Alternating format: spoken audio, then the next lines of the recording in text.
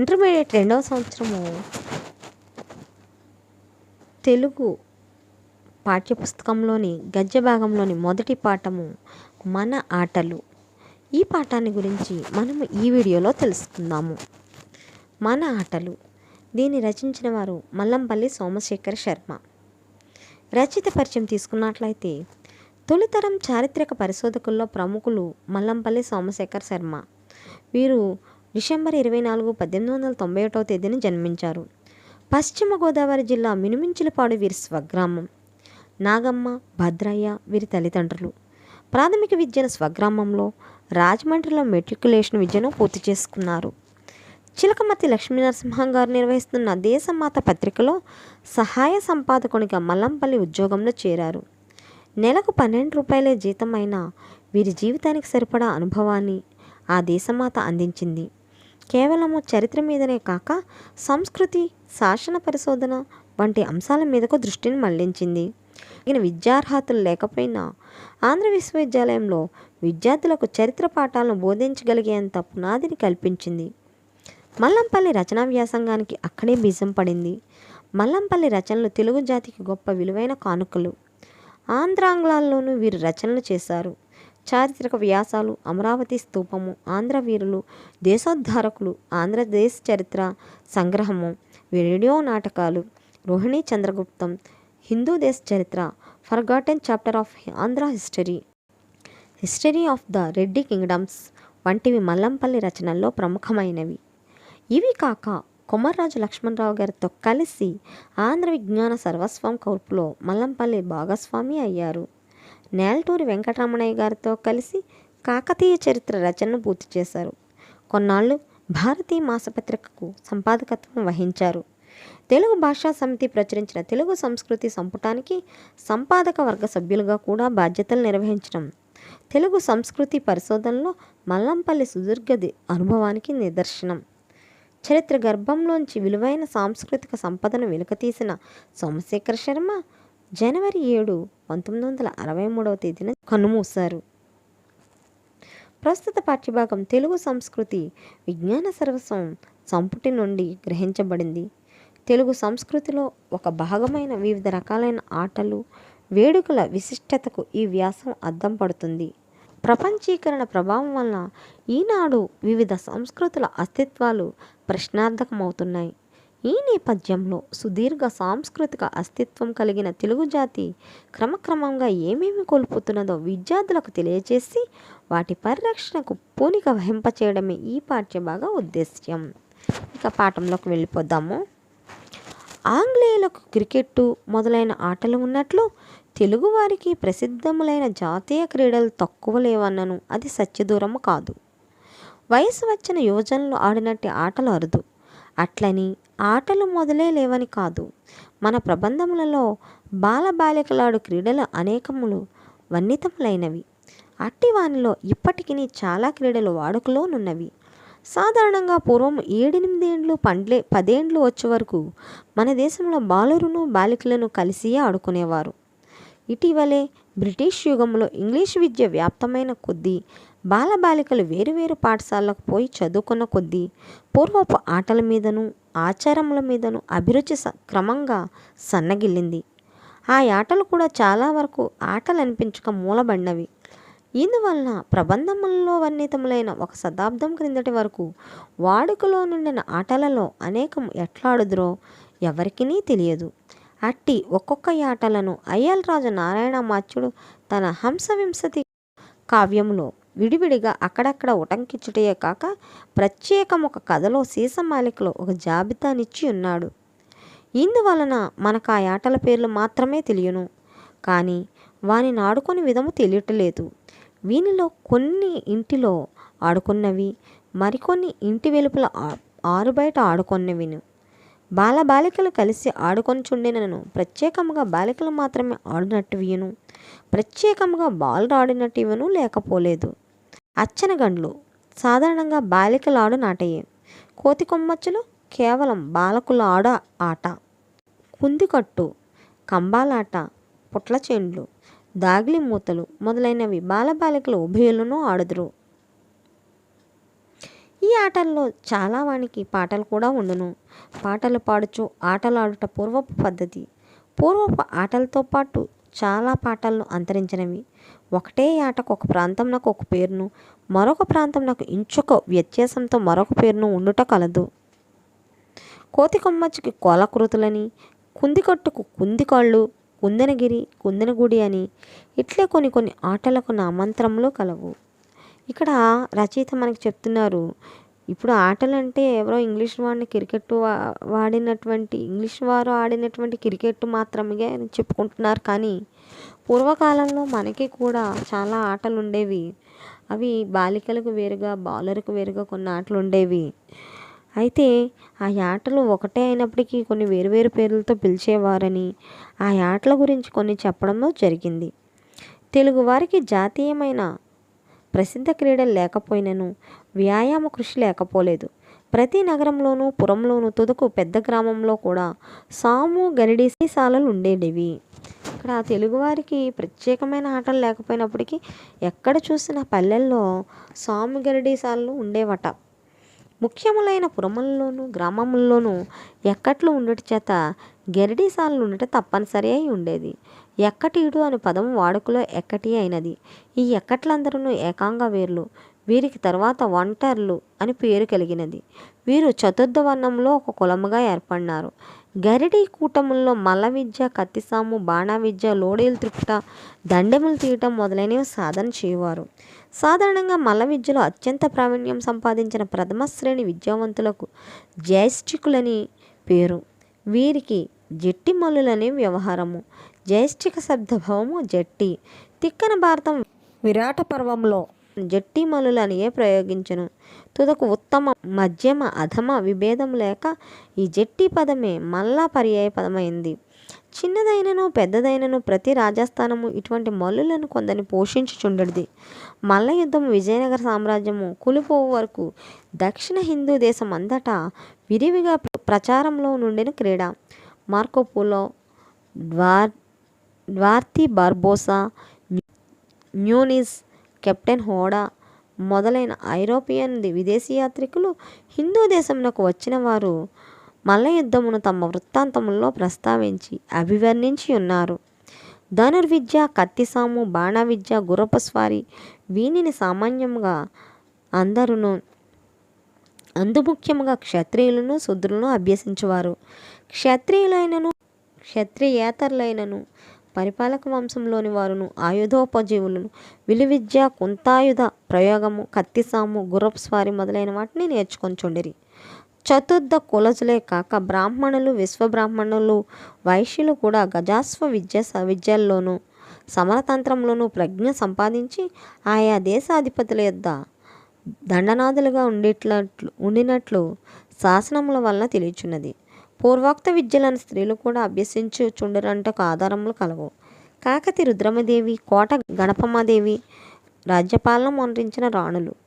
వీరు అశ్వ శిక్షల యందును సమరతంత్రము నందును నిపుణులు.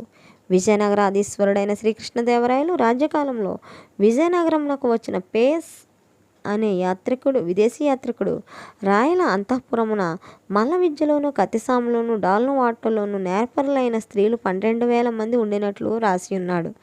అట్టిచో ఇక పురుషుల మాట వేరే చెప్పవలన గుర్రపు స్వారీలో అందివేసిన రౌతులు అనేకులు. రాజమహేంద్రవర రాజ్యంను పరిపాలించిన వీరభద్రారెడ్డి సోదరుడు దొడ్డారెడ్డి గుర్రపు స్వారీలో ఉద్దండుడట.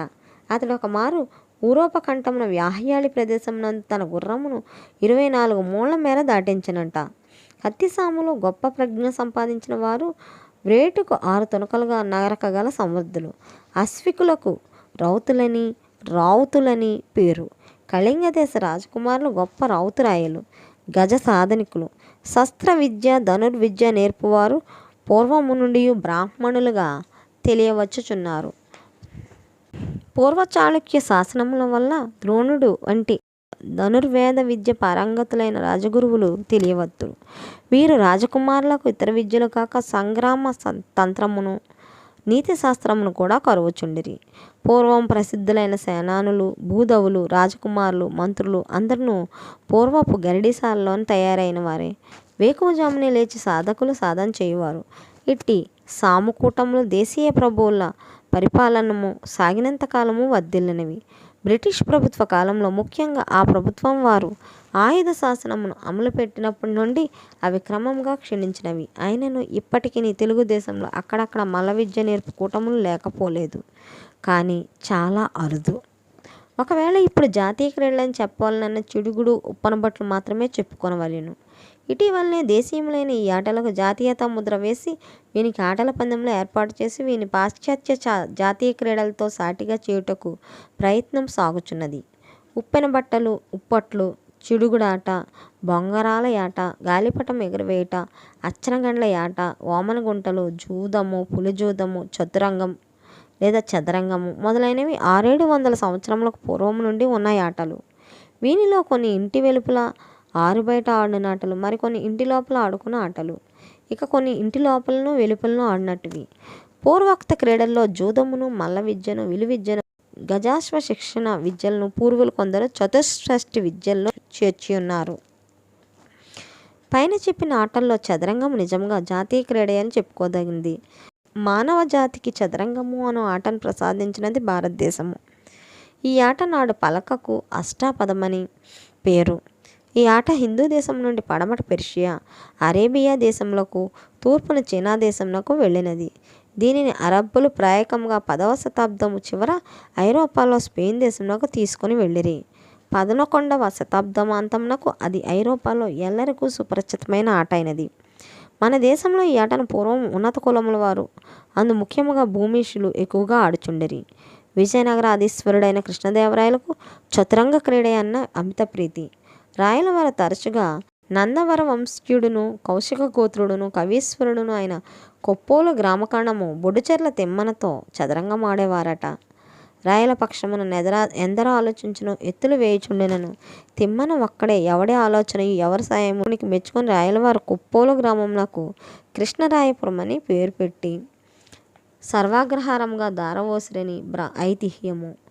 పూర్వపు రాజులు యుద్ధమునకు పోకపూర్వము ఈ ఆటను ఆడి ఎత్తుపై ఎత్తులు ఆలోచించుకొంచుంటని చెప్పుదురు. పూర్వపు సంస్థానాధీశులు ఈ ఆటలో గల అభినివేశంను గురించి, ఆటలో నైపుణ్యం గురించి, పూర్వపు తరముల వారి గురించి చెప్పుకొని చుండిన కథలు గాథలు చాలా అంతరించిపోయినవి. ఇటీవల ఈ చదరంగం జాతీయములైన పందెంబాటల్లో ఒకటైనది. ఇప్పటికీ ముందు చెప్పి ఆట కట్టించగల ప్రజ్ఞావంతులు తెలుగుదేశంలో అనేకులు ఉన్నారు. ఇక్కడ మన భారతదేశంలో అతి ముఖ్యమైనటువంటి చదరంగం ఆట అనేది ప్రపంచానికి, అసలు మానవ జాతికి అందించినదే మన భారతదేశం. శ్రీకృష్ణదేవరాయలు ఈ చదరంగాన్ని చాలా ఎక్కువగా ఆడేవారట. అలాగే ఆయన కాలంలో చదరంగాన్ని ప్రోత్సహించడం కూడా జరిగిందంట. పూర్వకాలంలో వేడుకలు, వినోదములు ఎట్లుండేవో, పండుగ పబ్బముల్లో ప్రజలు ఎట్లు కాలం గడపవచ్చురో తెలుసుకొంటకు ఆధారములు లేవు. అయినను మన ప్రాచీన ప్రబంధములను అనుసరించి కొన్ని తెలుసుకోవడానికి అవకాశం కలదు. ప్రాచీన కాలంలో వసంతోత్సవము, శరదోత్సవం దినములుగా గొప్ప వేడుక దినములు. వసంతోత్సవం మన దేశంలో ఇప్పటికి 1000 సంవత్సరముల పూర్వం నుండి జరుగుచూ వచ్చుచున్నప్పటికీ కొండవీటిని పరిపాలించిన రెడ్డి రాజుల కాలం నుండి దానికి కొత్త అందమును, అపూర్వ శోభయును వచ్చినది. వసంతోత్సవమునకు పిదప చెప్పదగిన ఉత్సవము శరదోత్సవము. శరదృతువులో జరుగుతున్న ఈ ఉత్సవములకు మహాలక్ష్మి పండుగలని, దేవీ నవరాత్రములని పేరు. ఇంచుమించుగా మన పండుగలను, పర్వములను అన్నీ ఏదో ఒక రీతిన మతమునకు సంబంధించినవి. ఈ పండుగ దినముల్లో జనులు తమ తమ మత విధులు నిర్వర్తించి ఉన్నంతలో మంచి బట్టలు కట్టుకొని అలంకరించుకొని వేడుకలు, వినోదములతో కాలం గడుపుదురు.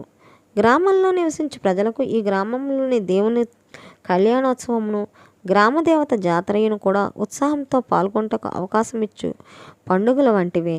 సాధారణంగా ఈ పండుగ దినముల్లోనూ, ముఖ్యంగా స్వామి కళ్యాణోత్సవ దినముల్లో వీధి నాటకములాడేడు భాగవతులు, తోలుబొమ్మల వాండ్రు, దొమ్మర వాండ్రును మొదలైన వారు వచ్చి ఆటలనాడి ప్రజలకు ఆనందింపచేసి పోవుట ఆచారము. పూర్వం ప్రతి గ్రామమునందును గ్రామ సమూహి మాన్యము అని ఒక మాన్యం ఉండేది. ఆ మాన్యము గ్రామంలోని ఏ ఒక్కరిది కాదు. అది గ్రామస్తులందరికీ చెందినటువంటి ఉమ్మడి మాన్యము.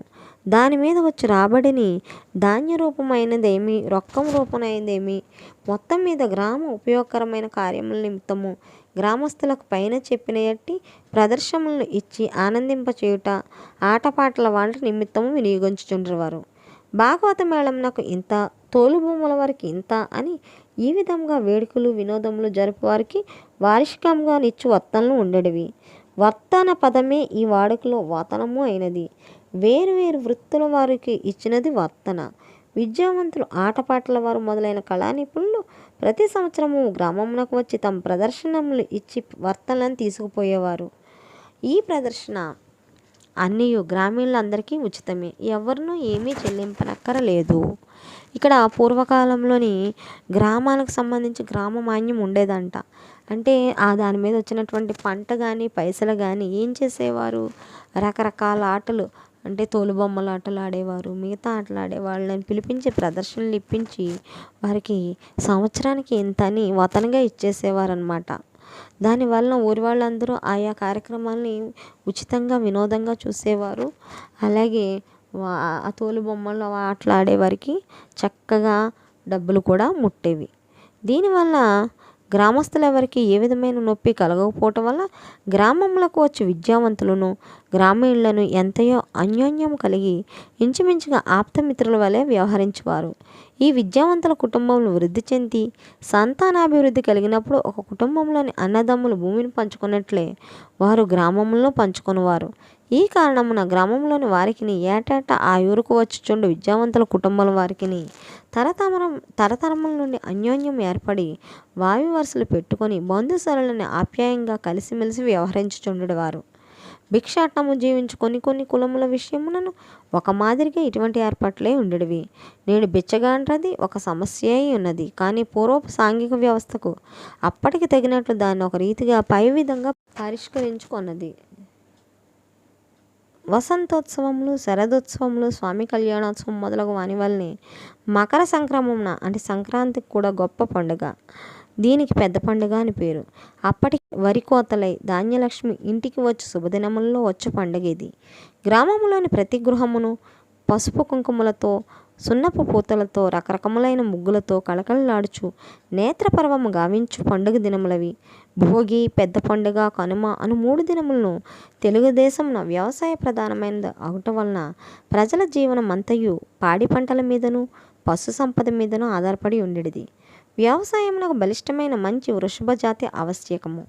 మేలు జాతి ఎద్దులను తయారు చేయుటకు తెలుగుదేశమున పూర్వము కొన్ని గ్రామాల్లో గ్రామస్తులు ఒక మాన్యము ఏర్పాటు చేసుకున్నట్లు స్థానిక చరిత్ర వలన తెలియచున్నది. ఈ మాన్యమునకు గెలుపెద్దుల మాన్యమని పేరు. కనుమ పండుగ నాడు పశు ప్రదర్శనము ఎద్దుల పందెముల్లో జరుగును. పరుగు పందెమునకు ఇప్పటి గుర్రపు పందెముల్లో వల్లనే ఒక కొంత దూరము నిర్ణీత మగును. ఈ పరుగు పందెంలో ఎవని ఎద్దు గెలుచునో గెలుపు ఎద్దుల మాన్యము ఆ ఏటికి ఆ గెలుపెద్దు గల యజమానిది. మరుసటి సంవత్సరం మరి ఒకరి ఎద్దు గెలిచించో ఈ మాన్యము ఆయా సమయకు పోను. ఆ మాన్యము ఇప్పటి పందెములలోని రోలింగ్ కప్ వంటిది. గెలుపెద్దుల మాన్యములు ప్రతి గ్రామమునందు లేకపోయినను పశువులను అలంకరించి తెచ్చుట, కనుమనాడు వేడుకలు జరుపుకుంటూ మాత్రం ఉండేది. సంక్రాంతి పండుగల్లో జరుపుకునే వేడుకలలో కోడి పందెముల ఆట ఒకటి. గరువు ప్రదేశమున ఆ ఆటలు జరగడిచే కొన్ని గ్రామముల దగ్గర ఇప్పటి ఆటలు లేకపోయినను కోడి పందాల గరువు అని పేరు కొన్ని గ్రామముల్లో స్థల వ్యవహారమును ఉన్నది. కోడి పందెములు మన దేశంలో ఇప్పటికీ 1000 సంవత్సరములకు పూర్వం నుంచి వాడుకలో ఉన్న ఆట. దీనిని 15వ శతాబ్దంలో ప్రాగ్ దేశంలో దర్శింపవచ్చిన విదేశీ యాత్రికులు కూడా వర్ణించి ఉన్నారు. ఇది దక్షిణ హిందూ దేశంలోనే కాక జావా, సుమత్ర మొదలైన ప్రాగ్ద్వీపములలో సైతము వాడుకలో ఉండినట్లు వారి వృత్తాంతముల వలన తెలియచున్నది. కోడి పోరు పూర్వపు సంస్థానాధీశులకు చాలా ప్రియమైన వేడుకల్లో ఒకటి అని పెద్దాపురము కోడిపుంజల కథ మొదలైన జానపద గేముల వలన తెలియచున్నది. నాటి వీర యుద్ధములకు గల కారణములలో కోడి పందెముల ఆట ఒకటి. విద్యార్థులు, ఇక్కడ మన దేశంలో అనేక రకాలైనటువంటి ఎద్దుల పోటీలు, అలాగే కోడి పందాల పోటీలు అనేవి జరుగుతూ ఉండేవంట. అంటే ఇప్పటికీ కూడా మనం కోడి పందాల ఆటలైతే చూస్తున్నాము పండుగల్లో. అలాగే పూర్వకాలం నుంచి కూడా ఈ కోడి పందాల ఆటల వల్ల కొన్ని రాజ్యాల మధ్య యుద్ధాలు కూడా జరిగినాయని ఇక్కడ రచయిత చెప్తున్నారు. పూర్వము జనులు వినోదించి వేడుకలు కోడిపోరు వంటివి ఇంకనూ పెక్కులున్నవి. ఇవి క్రీడాభిరామము, భోజరాజ్యం మొదలైన గ్రంథముల్లో పేర్కొనబడినవి. వృషభముల పోరు, మేష యుద్ధము, దునపోతుల పోరు, గజయుద్ధము, పొట్టేళ్ల పోరు మొదలైనవి ఇటివానిలో కొన్ని. ఇవి మధ్యయుగంలో అనగా ఇప్పటికి 900 సంవత్సరములకు పూర్వం ప్రజలకు చాలా ప్రీతిగల వినోదములేమో. కొంతల దేశాధీశ్వరుడైన భూలోక మల్ల సోమేశ్వర భూపతి తాను రచించిన అభిలషితార్థ చింతామణి అను నామాంతరమున గల మానసోల్లాసమును విజ్ఞాన కోసమున ఈ వినోదముల వర్ణనకు పూర్తిగా ఒక ప్రకరణమునే తీసుకొనెను. ఆ ప్రకరణమున ఏకాంగ వీరుల మల్ల యుద్ధములను గురించే కాక గజయుద్ధములు, అశ్వయుద్ధములు, ఆబోతుల దున్నపోతుల పోరాటములు, పుట్టేళ్ల పొట్లాటలు, కోళ్ల పోట్లాటలు మొదలైనవన్నీ అభివర్ణించి ఉన్నారు. ఈ ఒక్కొక్క పోరాటంనకు ఉండవలసిన రంగస్థలము, దాన్ని తయారు చేయ పద్ధతి, పోరాటంనకు సంబంధించిన ఇతర విషయములు అన్నీ ఆ ప్రకరణంలో చెప్పబడినవి. కొండవీటి రెడ్డి రాజుల కాలము నాటి ఏనుగుల పోరాటములు, గుర్రముల పోరాటములు మూటై ప్రాతబడి వాడుకలో లేనట్లుగా తోచును. పొట్టేల పొట్లాట, కోడిపందములు మొదలైనవి నేటికి తెలుగుదేశంలో కొన్ని చోట్ల కానవచ్చును. భూనాదులకు ప్రియమైనటువంటి పూర్వపు వాడుకలో నుండిన మరి ఒక క్రీడ వేట. ఈ వేటలో పాదివేట, విడివేట, తెరవేట, దామెన వేట అని పలు రకములు కలవు. ప్రబంధంలోని అష్టాదశ వర్ణనలో వేట ఒకటి. పైన చెప్పినవే పూర్వము తెలుగుదేశంలో ముఖ్యంగా వాడుకలో నుండిన వేడుకలు, వినోదములను. దేశ కాల మానము, దేశ పరిస్థితి, కాలము మారటతో పూర్వపు వాడుకలో ఉండినటువంటి వేడుకలు, వినోదములు చాలా అంతరించినవి. విద్యార్థులు ఇక్కడ దీనికి సంబంధించి కొన్ని ప్రశ్నలు ఇచ్చారు చూడండి. వ్యాసరూప ప్రశ్నలు తీసుకున్నట్లయితే పూర్వపు తెలుగువారి ఆటలను గురించి వివరించండి. అలాగే రెండవ ప్రశ్న తీసుకున్నట్లయితే పూర్వకాలంలో వేడుకలు, వినోదాల గురించి వ్రాయండి. దీనిలో మనము ఈ కోడిపందాల ఆట గురించి, అలాగే ఎద్దుల ఆట గురించి, వీటన్నిటి గురించి కూడా రాయవచ్చును. సంక్షిప్త రూప సమాధాన ప్రశ్నలు తీసుకున్నట్లయితే గెలిపెద్దుల మాన్యముల గురించి రాయండి. గెలిపెద్దుల మాన్యం అంటే ఒక ఊరంతటికి కూడా ఈ గెలిపెద్దుల మాన్యం అనేది ఇవ్వడం జరుగుతుంది. అది ప్రతిసారి ఎవరు ఎద్దైతే గెలుస్తుందో వాళ్ళకి మాన్యం వెళ్ళిపోతుంది. ఈ జవాబు రాయాలి. ధనుర్విద్య, కత్తిసాము, గుర్రపు స్వారీ మొదలైన వాటి గురించి తెలపండి. తర్వాత 4వ ప్రశ్న చదరంగం గురించి రాయండి. తర్వాత గ్రామ సమూహ మాన్యమును గురించి వివరించండి. ఇక్కడ గ్రామ సమూహ మాన్యం గురించి కూడా మనం చెప్పుకోవడం జరిగింది. తర్వాత 3వ విభాగంలో ఏకవాక్య పదరూప సమాధాన ప్రశ్నలో history of the Reddis kingdom ఎవరు రాశారు? 2వ ప్రశ్న విజయనగర రాజుల వరకు దక్షిణ హిందూ దేశంలో ఉన్న క్రీడ ఏది? 3వ ప్రశ్న శ్రీకృష్ణదేవరాయల కాలంలో విజయనగరాన్ని సందర్శించిన విదేశీ యాత్రికుడు ఎవరు? 4వ ప్రశ్న గుర్రపు స్వారీలో ఉద్దండుడైన రెడ్డిరాజు ఎవరు? 5వ ప్రశ్న ప్రపంచానికి చదరంగం ఆటను ప్రసాదించిన దేశం ఏది? 6వ ప్రశ్న హంసవింశతి గ్రంథాన్ని ఎవరు రాశారు? చూసారు కదా విద్యార్థులు, ఇవన్నీ కూడా మనం చదివిన పాఠంలోనే ఉన్నవి. వీటికి జవాబులు చక్కగా చదివి మంచిగా పరీక్షలు రాసి చక్కటి ఉత్తీర్ణతను సాధించండి. మీకు కనుక నా వీడియో నచ్చినట్లయితే నా ఛానల్ శిరీష లెసన్స్ లైక్ చేయండి, షేర్ చేయండి, సబ్స్క్రైబ్ చేయండి. అలాగే మీ స్నేహితులకు కూడా పంచండి. Thank you for watching.